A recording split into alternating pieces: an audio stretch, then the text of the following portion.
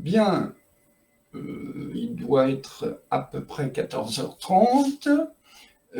C'est donc le rendez-vous lecture qui va démarrer. Bonjour, bonjour Florian, et merci de m'avoir invité pour ce rendez-vous lecture. Alors j'essaye de me dépatouiller un petit peu comme je peux, parce que il faut que je me familiarise un petit peu avec la technique du live. Et je suis venu donc vous présenter un extrait lecture de ma dernière comédie qui s'appelle L'Intérimaire. Alors, je ne sais pas si vous la voyez, on va essayer de la montrer comme ça, voilà, qui est une comédie déjantée que j'ai écrite en fait après avoir fait un roman autobiographique qui s'appelle Au bout, je vais vous montrer là aussi. Voilà. Et j'avais besoin de souffler parce que au bout, en fait, c'est une histoire qui se suit. Il va y avoir un deuxième roman qui sortira l'année prochaine qui s'appelle Au bout du bout. Et j'avais besoin effectivement de reprendre mon souffle et de ne pas attaquer avec un truc aussi fort que mon histoire personnelle, même si elle est romancée. Et du coup, je me suis dit, bon, ben, c'est venu comme ça, c'est tombé comme ça. Il y a eu un moment, en fait, où l'intérimaire m'est arrivé. C'était quelque chose d'extraordinaire parce que ça s'est passé pendant la nuit. Et on m'a soufflé le titre de mon bouquin, on m'a soufflé les personnages, et après, on m'a dit, ben, maintenant, débrouille-toi avec ça. Alors, j'avoue que c'est quelque chose de pas évident quand on te dit écris une comédie théâtrale, alors que je n'avais jamais fait de théâtre auparavant. Voilà. Par contre, je suis fan effectivement de théâtre et de toutes les pièces, de toutes les pièces que j'ai pu voir à l'époque, enfin à l'époque du théâtre ce soir. C'est vous dire que ça remonte un petit peu. Et j'ai voulu faire une pièce comme ça, mais en même temps qu'elle soit extrêmement moderne, extrêmement destroy aussi, en mélangeant les codes aussi bien du Splendide que des Nuls, que des Monty Python. Enfin bref, voilà, c'est une comédie totalement absurde, les personnages sont totalement absurdes également. Et donc, je vais vous faire dans quelques instants une lecture donc d'un des actes, voilà, enfin, d'une scène d'un acte, hein. Ce sera l'acte 2, scène 6, mais je vais quand même vous présenter un petit peu les personnages et puis vous parler d'histoire avant, parce que sinon vous n'allez pas pouvoir plonger dans l'absurdité de cette comédie. Alors, l'intérimaire, en fait, ce sont 5 personnages. D'abord, il y a un couple de bourgeois fauchés qui s'appellent Gaspard et Félicia Verteuil.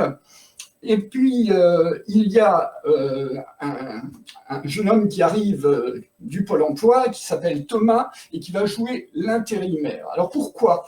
Parce que, en fait, Gaspard et Félicia, surtout Gaspard, est un escroc, il n'a pas une once d'argent, et il a besoin donc de l'intervention d'un monsieur qui s'appelle Henri de Mesmervier et qui va devenir en fait son partenaire dans une affaire juteuse, soi-disant. Quand je vous parlerai de l'affaire, il s'agit de construire un hypermarché dans le métro de Toulouse. Autant dire, encore un truc totalement absurde. Bon, et pourtant, on a besoin d'un pigeon, et ce pigeon, ce sera Henri de Mesmervier. Mais attention, on ne trompe pas Henri de Mesmervier comme ça, parce que c'est quelqu'un qui a de l'argent, du pouvoir, et donc, s'il rentre dans un appartement bourgeois mais fauché, ça ne va pas le faire. Donc Gaspard a un plan en tête, c'est de faire venir 3 tableaux en sachant que Henri de Mesmerveille, en fait, aime l'art moderne. Et alors, avec l'art moderne, ben, ça donne lieu à toutes les divagations possibles. Alors, ils vont essayer de le tromper, mais Henri va arriver avec une jeune femme qui va présenter comme sa future épouse, mais qui n'est autre qu'une prostituée que Gaspard a déjà rencontrée dans sa vie. Bref, un millimélo de scène. Et là, nous allons démarrer en fait la lecture eh bien, au moment de l'acte 2 de la scène 6. Voilà. Donc, je vous dis tout de suite, hein, le bouquin, il est garanti sans post-it. Bon, alors, nous allons partir dans cette scène où Félicia et Henri sont les seuls à rester sur scène, mais restent à distance pour le moment. Alors, je vais être obligé de vous faire la voix de Félicia. Il y a 3 personnages dans cette scène. J'espère que vous arriverez à les reconnaître. Il y a Félicia, il y a Henri, et puis bien sûr, il y a Gaspard qui fait une petite incursion à un moment. Voilà. Je vous préciserai également ce qu'on appelle les parenthèses, si vous voulez, c'est le déplacement des personnages s'ils doivent avoir lieu. Donc on y va. Allez. Félicia et Henri sont les seuls à rester sur scène, mais restent à distance pour le moment. C'est Félicia qui parle. Enfin seul. Henri, qu'est-ce qu'il ne faut pas inventer pour s'en débarrasser? Oh, je suis d'accord, Henri. Henri, en écartant les bras, toujours à distance. Félicia, mon amour, ma douceur, mon sucre d'orge, mon aspartame. Félicia, en portant la main droite sur son cœur. Henri, mon amant, mon Jean Valjean. Puis changeant de voix, elle ajoute mon précieux. Henri reprend, mon aimé, c'est plus fort que tout. Il faut absolument que tu écoutes mon poème. Félicia, ton poème? Et c'est quoi? Henri, un poème, c'est un ouvrage en vers ou en prose, caractérisé par sa forme et son inspiration. Félicia, tu t'égares, Henri, je parlais du contenu. Eh bien justement, Félicia, le contenu, c'est du rail. Ah, tu l'as écrit lors de ton voyage à Ouarzazate? Henri, du rail, Félicia, je l'ai écrit dans le TGV. Entre 2 gares, entre 2 grèves. TGV, bah, c'est un peu comme nos rendez-vous, toujours en grande vitesse. Là, tu te trompes, Félicia, j'ai vraiment pris mon temps. Il sort alors un minuscule bout de papier plié en 16 qu'il prend le temps de déplier pendant qu'elle s'impatiente. Si c'est comme avec la SNCF, va falloir être patient. Au même moment, la sono du théâtre envoie une voix de femme qui énonce un message façon SNCF. Votre attention, s'il vous plaît. Le poème numéro 4729 bis en provenance de Toulouse-Matabio en direction de Félicia Verteuil est annoncé avec un retard d'environ 3 minutes. Merci de votre compréhension. Elle fouille alors dans un recoin de son fauteuil et sort un vieux tricot pour passer le temps. Henri, qui a enfin réussi à déplier son petit bout de papier, se lance dans son poème. Félicia. Félicia, dit rangée en plein tricot. Oui? Non, rien. Félicia, c'est le titre de ma poésie. Je peux commencer? Mais bien sûr, je suis tout oreille. Henri déclame alors sa tirade. Félicia, ma Cléopâtre au nez de velours, écoute ce message de ton Roméo d'amour. Il n'y a que toi dans ce pauvre cœur qui maille. C'est bien ce que tu penses en tricotant ce chandail. Félicia en pleine extase. Oh, continue Henri, je sens que ça vient. Henri, je ne te dérange pas au moins. Félicia en pleine extase. Non, vas-y Henri, c'est bon. Vas-y Henri, c'est bon, bon. Alors, je poursuis. Tourne et se détourne déjà les aiguilles du temps, que du chandail bientôt va naître un cardigan. Cardigan, je n'en avais nul besoin, c'est sûr, pour caresser ta peau douce sous toutes les coutures. C'est fini? Ah, tu n'as pas entendu le point final? Le point de croix? Si, mais c'était tellement beau. Oh, Henri! Et ils courent tous les deux au ralenti pour se retrouver quand une porte s'ouvre et Gaspard les surprend à quelques centimètres l'un de l'autre. Je dérange? Félicia. Nous t'attendions pour mesurer avec nous. Mesurer quoi? L'espace entre les deux portes. Ça, c'est Henri qui vient au secours de Félicia. Gaspard, maintenant. Mais attendez, je vais vous aider. Et il se place dos à la porte d'où il vient et lentement commence à faire des pas en comptant à voix basse. Vous pouvez lui faire confiance, Henri, il est très doué. Gaspard, interrompu dans son décompte de pas, Félicia, combien de fois je t'ai dit de la fermer quand je compte les pas? Henri, parce que votre mari fait ça souvent. Félicia, oh, ça date pas d'hier. Avant, rien que pour s'endormir, il comptait les moutons sous le lit. Les moutons, il les comptait quand il était bourré. Ah oui, c'est qu'il devait avoir la laine chargée. Comprends pas. La laine de mouton. Bon, tous les deux là, si vous m'interrompez à chaque fois, et en indiquant le public, maintenant c'est eux qui vont s'endormir. Et il reprend son comptage, cette fois sans être interrompu, en annonçant fièrement 13 mètres 43. Je vous l'avais dit, il ne se trompe jamais, répond Félicia. Pour les mètres, je veux bien, mais comment il a fait pour arriver au nombre exact? Oh, c'est simple, à la fin, il s'est servi de sa pointure. Et donc, il chose du 43. Non, du 44 comme le débarquement, répond Gaspard. Alors pourquoi annoncer 13 mètres 43, Henri? Félicia. C'est un rusé, mon Gasparitou. Il a simplement recroquevillé son gros orteil. Henri. Ça alors? Gaspard. Pourquoi ça alors, Henri? Vous n'avez pas d'orteil? Henri. Pas plus d'orteil musical, hélas. Un défaut de naissance. Gaspard. Alors ça, c'est pas le pied. Félicia. C'est normal, chérie. C'est toujours les corps aux pieds qui sont les plus mal chaussés. Gaspard à Henri. Et voilà qu'elle fait de l'humour sans le savoir, comme Jourdain. Félicia. Jourdain, comme le fleuve? Gaspard. Alors là, elle me sidère. Mais alors, elle me sidère. Et il se tape violemment le front, suivi d'un aïe, ouille, ah. Félicia. Faut pas t'énerver comme ça, mon sidérurgiste, en tentant de le câliner comme un bébé. Gaspard. Laisse, Félicia, ça ira comme ça. Henri. Dites-moi, Gaspard, et cette dernière toile, c'est pour aujourd'hui ou pour demain? Gaspard. Pour après le repas. Félicia. C'est-à-dire que là, normalement, le rideau doit tomber, et quand il se relèvera tout à l'heure, on aura tous déjà mangé. Henri. Oui, mais pour de faux, Félicia.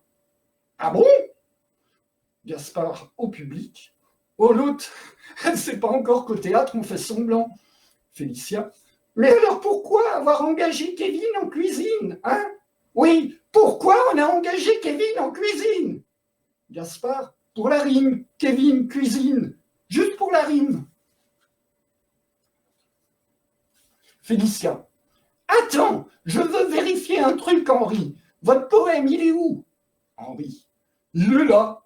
Et il lui tend le papier. En fait, il s'agit d'un nouveau papier plié en 16 pour duper le public. Félicia. Alors qu'elle met un certain ton... excusez-moi, là je lis les parenthèses. Alors qu'elle met un certain temps à le déplier, mais il n'y a rien de marqué sur la feuille. Au public. Tenez, vérifiez. Et elle en fait une boulette qu'elle balance à un spectateur sur lequel elle écrit « Il n'y a rien de marqué ». Gaspard, c'est quoi cette histoire de poème? Félicia. Alors toi, occupe-toi de ton front. Et elle ramasse le tricot qu'elle avait jeté pour lui coller sur le visage. Puis revenant vers le public pour avoir la certitude qu'elle a vu juste, c'est bien ça, il n'y a rien de marqué, c'est ce que je disais, la feuille est blanche comme fraise. Gaspard, en soufflant avec son tricot recouvrant son front. Comme neige, Félicia. Félicia. Et alors, c'est pas la saison. Henri. Mais c'est qu'en plus de ça, il vous fait front l'effronté. Gaspard. Alors vous, ça va le poète, hein? Félicia. Te laisse pas faire, mon poésiste. Prouve que tu résistes. Henri. La résistance n'a jamais été mon fort. Gaspard. On va devoir leur sortir encore combien de conneries avant que l'autre se décide à abaisser son rideau? Henri. Ça sent quand même un peu la vengeance. Félicia. La vengeance est un bras qui se mange froid. Gaspard. Les bras m'en tombent. Félicia. Si vous voulez mon avis, il attend vos excuses. Henri. Moi, vivant, jamais, vous l'entendez? Jamais. Gaspard, en s'emparant des grandes aiguilles du tricot et en les dirigeant vers Henri, mais on va arranger ça tout de suite. Et au moment où il fait mine de poignarder Henri, le rideau se referme enfin sur la scène, fin de l'acte 2. Voilà. Bien. Alors, déjà, merci d'être venu. J'attends un petit peu vos réflexions. Voilà, Luigi, qu'est-ce que j'aime quand tu fais la voix de femme. Oui, c'est vrai, c'est extrêmement, extrêmement crédible. Bien, donc si vous avez des questions, si vous voulez en savoir un peu plus sur les personnages, voilà, j'y répondrai avec beaucoup de plaisir. Je voulais saluer aussi les gens qui sont là depuis un petit moment déjà. Bonjour Lynn, Michael, Luigi, Annie. Merci en tout cas de suivre donc cette lecture. Voilà.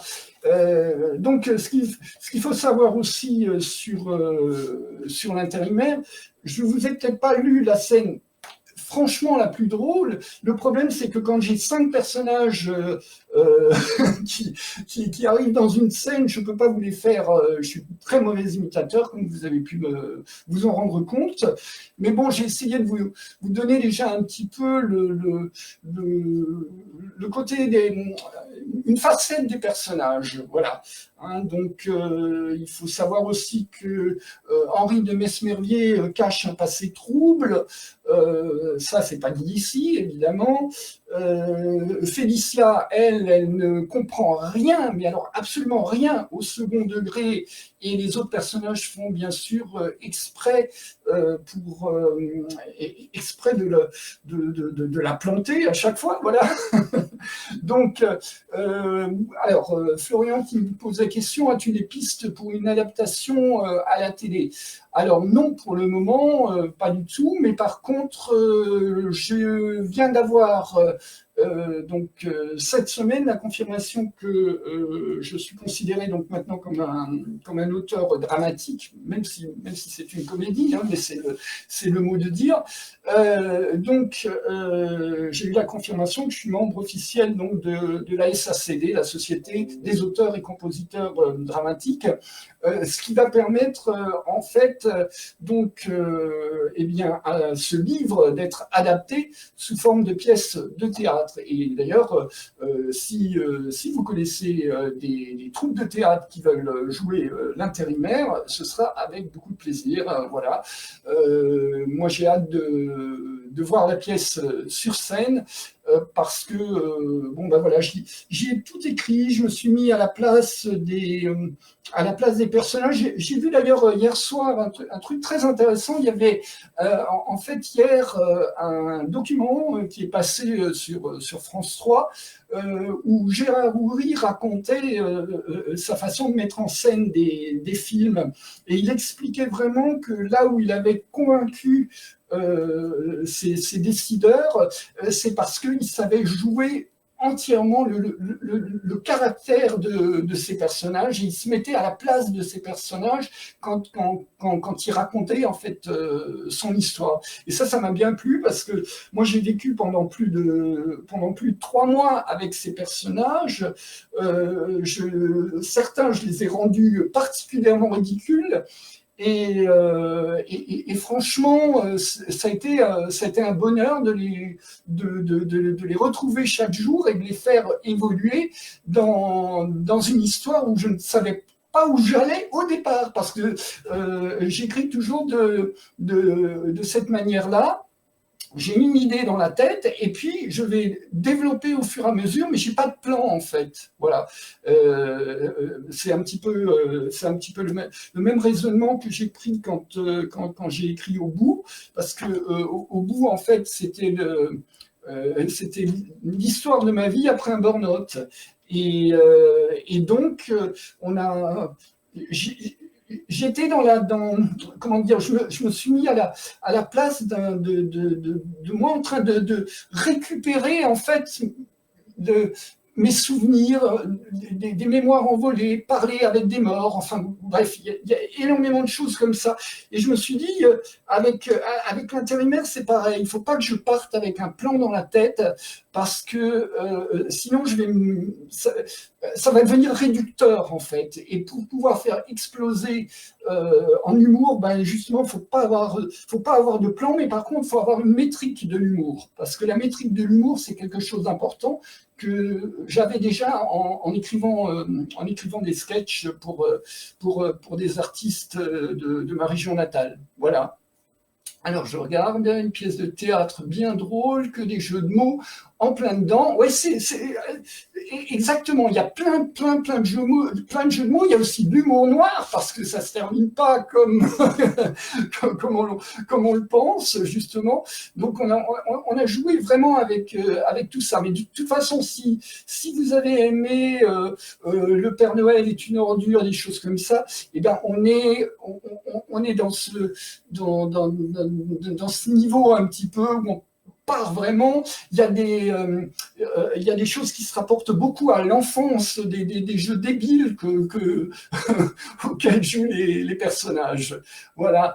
Alors, oui, je suis en train de regarder en même temps vos commentaires. Bonjour Marie-Claire. Voilà, je regarde tout ça. Si vous avez des questions, n'hésitez pas. Parce qu'on ne va pas rester trop longtemps ensemble, parce qu'il y a peut-être d'autres gens qui attendent aussi le passage. Ne dis pas tout, Thierry. Merci, Gilles. Non, je ne vais pas tout dévoiler. Oh là là. Non, je ne vais pas dévoiler, puis surtout pas la fin. Mais il y a vraiment ce qu'on appelle des coups de théâtre. Et je peux vous dire une chose, c'est que les instants les plus drôles, c'est quand les tableaux vont être dévoilés à la fois au public et bien sûr aux personnages. Et là, on est vraiment sur de l'humour absurde avec de l'abstrait. Voilà. Alors j'espère que vous aurez plaisir à découvrir ce livre, et puis plus tard, je l'espère en tout cas, la pièce. Mais bon, j'ai déjà été un petit peu contacté. Bon, on va voir. Il est possible que ça se monte. En tout cas, c'est vraiment à souhaiter. Bon, si vous avez d'autres questions, je veux bien y répondre, il n'y a pas de problème. Sinon, on va arrêter, puis on va peut-être laisser l'antenne à d'autres personnes qui attendent. En tout cas, merci à Florian. Florian, toi qui l'as lu, tu as peut-être encore, peut-être encore une question, quelque chose ou une scène que tu as beaucoup aimé, par exemple. Alors, je vais voir s'il me répond. Voilà. Ça, c'est le direct. Hein. Alors, j'ai l'habitude de meubler parce que dans ma précédente vie, j'ai été animateur radio. Voilà. Donc, je suis passé par beaucoup de choses, par l'écriture de chansons. Je continue à en écrire d'ailleurs. Hein. Mais là, voilà, là, c'est quelque chose de nouveau pour moi. Je vous avoue que j'ai un peu les pépettes. J'espère en tout cas que ce rendez-vous s'est bien passé. En tout cas, voilà, j'y ai pris quand même du plaisir et c'est le principal. Voilà, je pense qu'on va peut-être s'arrêter là, si vous voulez bien. Et puis si vous voulez pas, c'est pareil. On ne pourra pas faire autrement. Donc, merci en tout cas de m'avoir suivi. Donc, je vous remontre les bouquins. Donc, il y a le... Voilà, on va approcher un petit peu. Voilà, et donc il y a l'intérimaire, hein, qui est donc le livre dont je viens de faire une lecture. Et puis, mon précédent roman, voilà, qui s'appelle Au bout. Voilà, et qui amènera donc une suite pour l'année prochaine, parce qu'il faut quand même me laisser le temps de l'écrire. J'ai déjà l'idée d'une prochaine pièce qui se déroulera dans le milieu de la télé. Voilà. Bon, ben, merci Annie, très bon live. Bon, et Gilles qui dit, ça fait plaisir de te voir derrière un micro. Ben, ça fait combien d'années que j'ai quitté le micro maintenant? Ça doit faire 20 à 25 ans quand même. Hein. Donc, merci en tout cas Florian de m'avoir invité. On s'arrête là, on rend l'antenne, et puis ben, je vous donne peut-être rendez-vous une autre fois, pourquoi pas, pour d'autres aventures. Merci à tous, au revoir.